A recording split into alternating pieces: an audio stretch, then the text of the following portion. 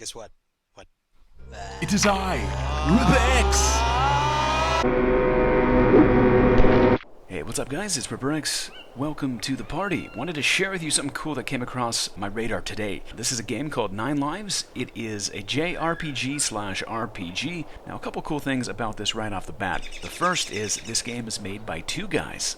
Essentially, a very, very small team. Secondly, this is alpha, but it's open alpha. It's an alpha that anyone can play and download. It's very easy to do, and anyone can jump in and play. You don't have to sign up and wait for a magical invite. You can jump into this game right away and check it out. From what I've seen in terms of some of the gameplay, it's actually pretty damn impressive. So in my opinion, I think it might be worth checking out. I don't know the total amount of classes they're going to be at. I think it might be 4. It looks like we have a blade, obviously a warrior class, a mage class, a ranger class, and there could be some more here as well. Obviously there's different races to choose from, but I'm kind of liking this lady. Her hair just, I feel like she's a real life mage with that hair. Very electrical. Anyways, we're going to jump in and kind of check it out. This is my first impressions of Ninelives.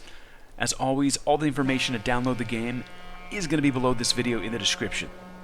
Let's get started.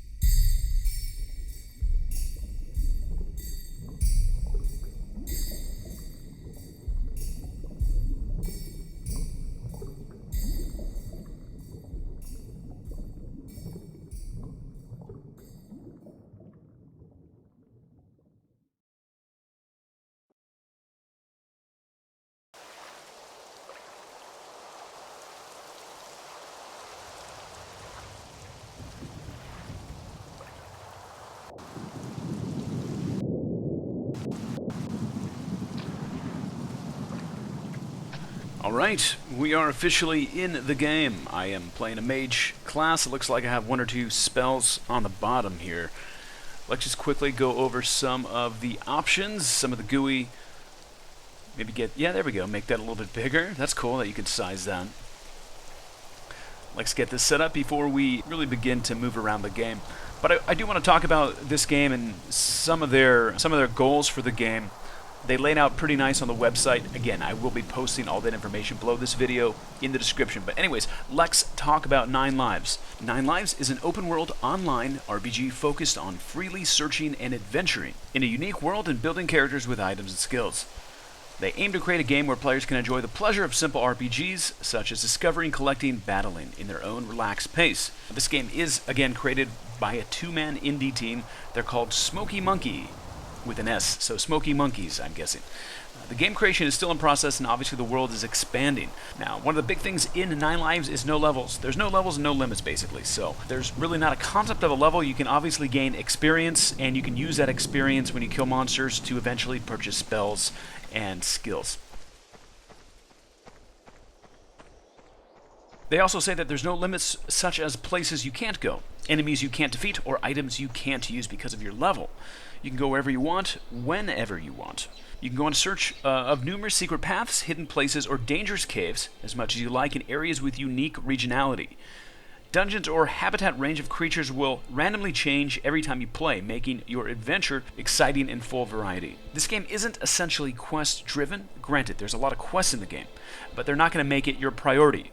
They say a variety of quests exist in the game world, but most of them do not affect the progress of the game, even if you don't complete them.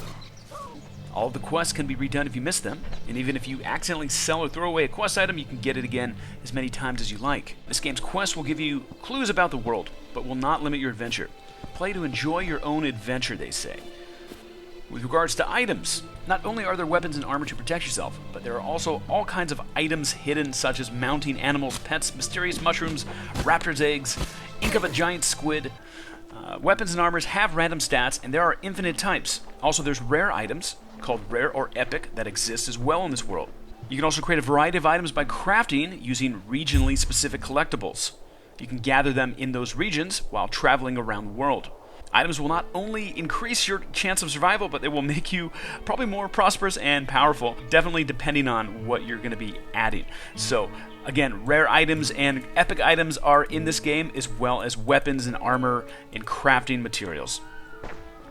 Now, going into the skill tree, as the player character grows, you will become able to choose unique performance skills from a variety of choices. Skills can be acquired in stages according to the plan worked out by yourself at any time. You can also reset the already acquired skills and rebuild the skill tree if needed. Creatures will try to kill the player character using their unique skills as well. There's something in this game called the Path. Let's talk about it.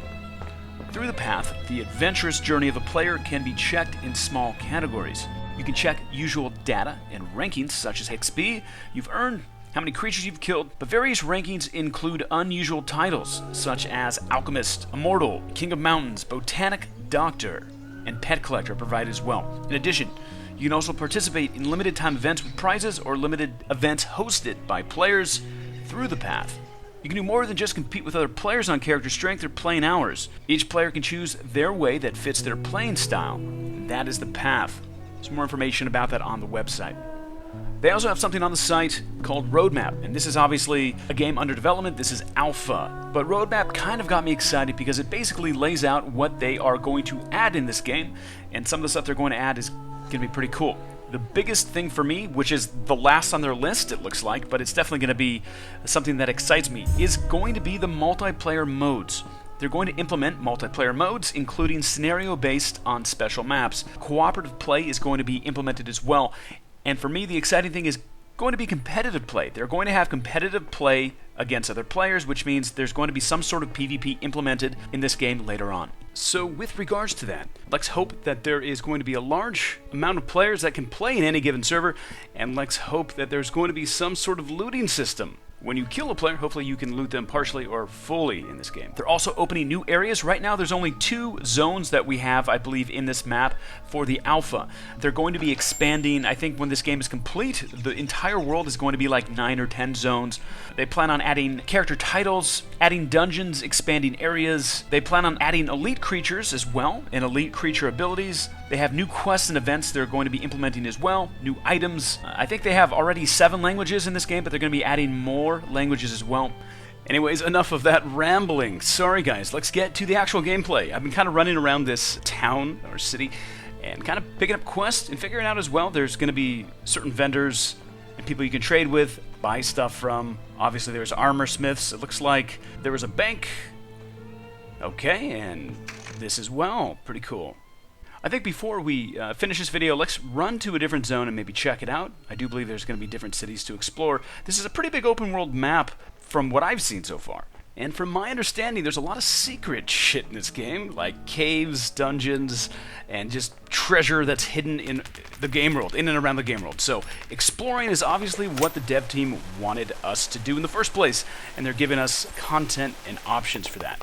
So let's start to explore, I guess. I mean, the town is cool, but we can come back here. Just to note, 2 things of importance. First, my hair is amazing. Second, we're about to go into some sort of portal. I don't know if this is a dungeon or maybe this takes us to a different zone.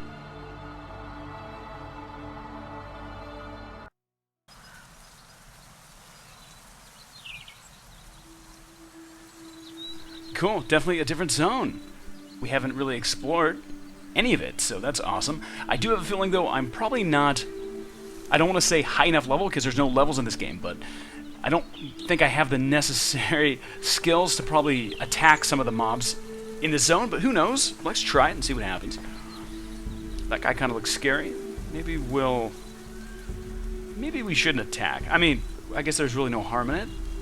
You know what? I'm going to go over here. There's an animal that looks maybe less... Here we go. Let's try this. And this is a good way to test, again, the strength of mobs.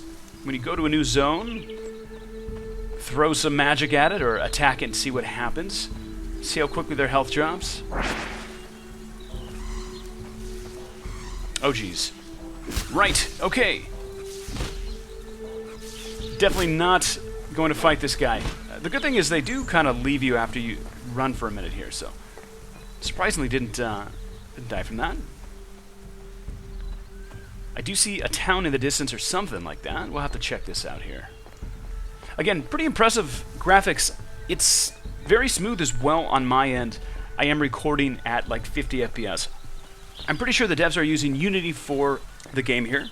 But again, pretty impressive graphics, pretty smooth on my end for the most part. Just remember, 2 guys made this game. This looks like a game that has been made by a team of people. This was created by 2 dudes, basically. Very small dev team.